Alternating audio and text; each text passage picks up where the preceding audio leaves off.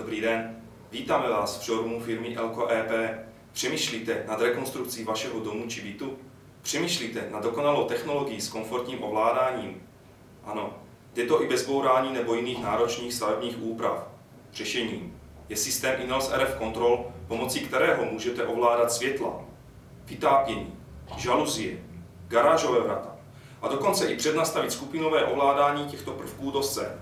Rádi bychom vám představili tuto kouzelnou krabičku, která rozšiřuje a přidává více možností a komfortu pro ovládání systému In-House RF Control, a to už tabletem, smartphonem nebo z jakéhokoliv místa prakticky na světě.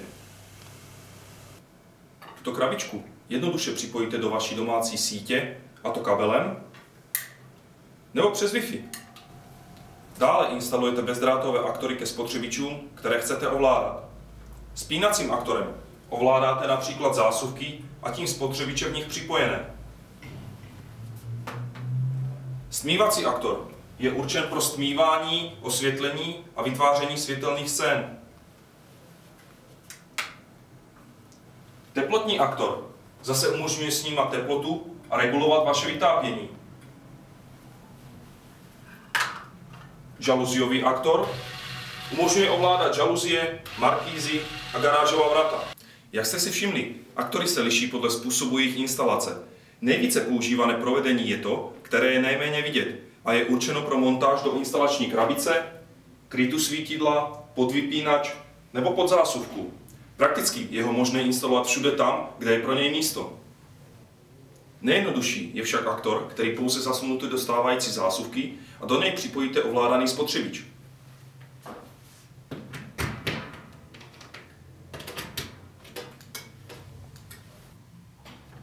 Tento aktor v modulovém provedení se instaluje do rozvaděče, což je hodné v případě, že ovládané okruhy se sdružují do jednoho místa.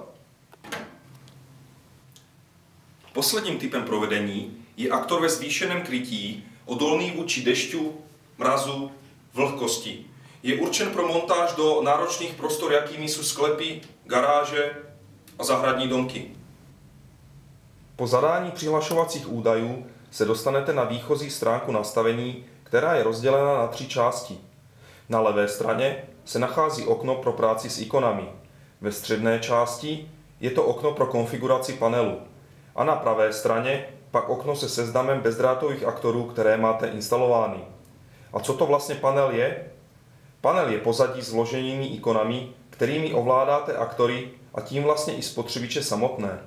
Panel si můžete zobrazit a ovládat ve webovém prohlížeči vašeho telefonu, smartphonu, tabletu a nebo počítači.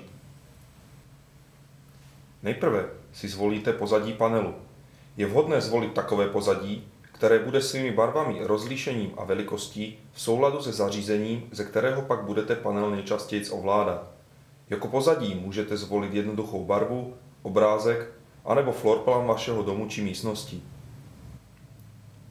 Jednoduchou barvu pozadí si zvolíte takto. Najdu na záložku Setting, Panel Parameters, typ je barva, zvolím barvu modrou, zadám velikost, uložím,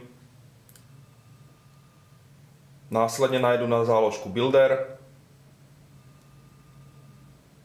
a vidím provedení akce. Barva panelu je modrá. Obrázek vlastní si načnete ve formátu JPG nasledovně.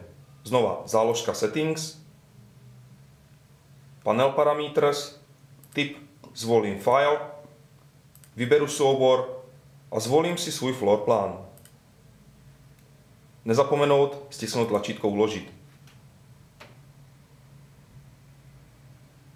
Následně se akce provede, najdu na záložku Builder, kde uvidím svůj načtený floorplán.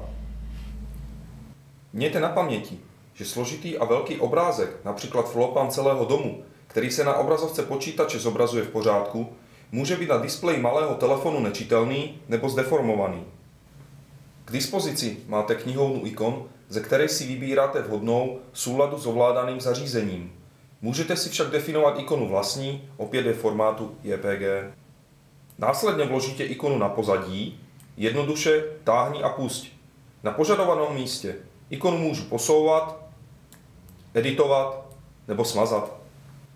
Posledním krokem v konfiguraci je přiřazení funkce aktoru k ikoně. To provedete opět jednoduchým přitažením funkce aktoru na ikonu. Stejným způsobem přiřazuju další funkce. Ikona, aktor. Následně celou konfiguraci uložím.